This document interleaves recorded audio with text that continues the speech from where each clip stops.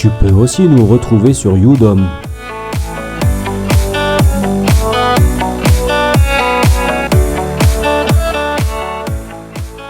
Bonjour à tous, aujourd'hui on va parler d'un bon plan qui nous a été partagé par notre ami Loïc. On va parler de la télécommande Zigbee de présence pour pouvoir activer, désactiver l'alarme ou bien faire des scénarios absence ou des scénarios présence, comme par exemple passer le chauffage en mode éco ou la climatisation en mode éco, éteindre les différents éléments dont on n'a pas besoin quand on est absent, etc.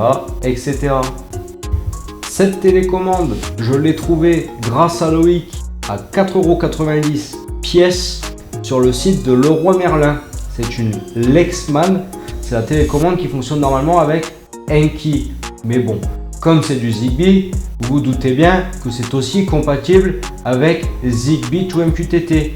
Donc pour 4,90 € une petite télécommande comme ça, franchement, c'est miraculeux. Encore merci Loïc pour ce bon plan. Bon, on va commencer par l'appairer. Alors il suffit d'activer l'appairage, voilà, et de retirer la petite languette. Vous allez voir que la télécommande clignote.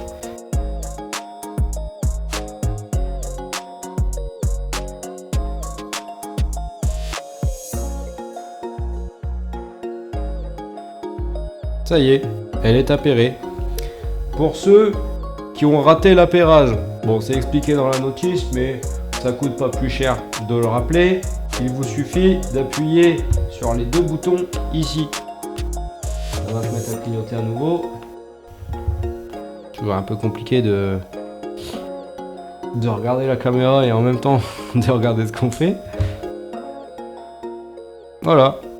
Et là il est en train de s'appairer à nouveau. Ce que j'ai trouvé vraiment sympa sur cette petite télécommande, c'est le retour d'état du bouton. C'est-à-dire que quand on appuie, la LED s'allume verte clignotante et quand elle reste vert allumée, c'est signe que le message a bien été transmis à Zigbee to MQTT. Ça c'est vraiment sympa quand on est en extérieur, on n'a pas forcément une bonne couverture Zigbee, il faut toujours attendre d'avoir le retour d'état pour savoir si effectivement la commande a bien été transmise. Ce dont il faudra se méfier, c'est la légère surépaisseur des boutons.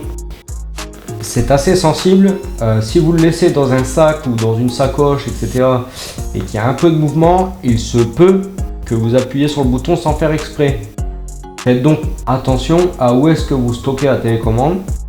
Et c'est vrai que si Lexman pouvait proposer des petites pochettes pour pouvoir venir renfoncer les boutons en dessous où il faille vraiment appuyer sur le bouton, ça serait pas mal. Leroy Merlin, si tu m'entends, ça m'étonnerait que Leroy Merlin nous écoute. Mais bon, on peut toujours espérer.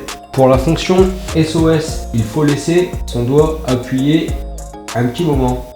D'ailleurs, je vais vous montrer tout de suite à quoi sert cette fonction SOS.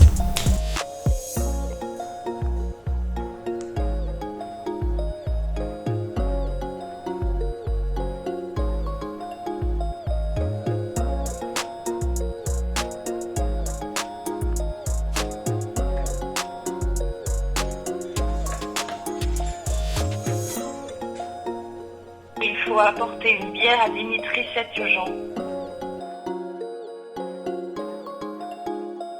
Donc on va retrouver ici la fonction pour armer toutes les zones.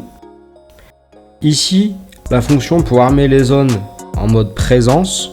C'est-à-dire que si vous voulez, par exemple, qu'un garage ou une dépendance soit sous alarme pendant que vous êtes dans la maison principale, etc., vous pouvez très bien faire ça.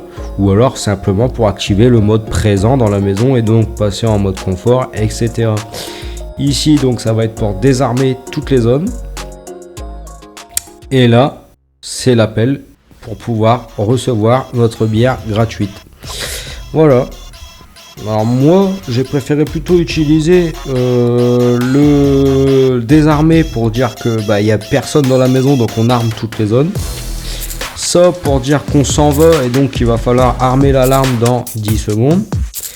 Et ça pour dire qu'on est bien présent à la maison, etc., etc. Voilà.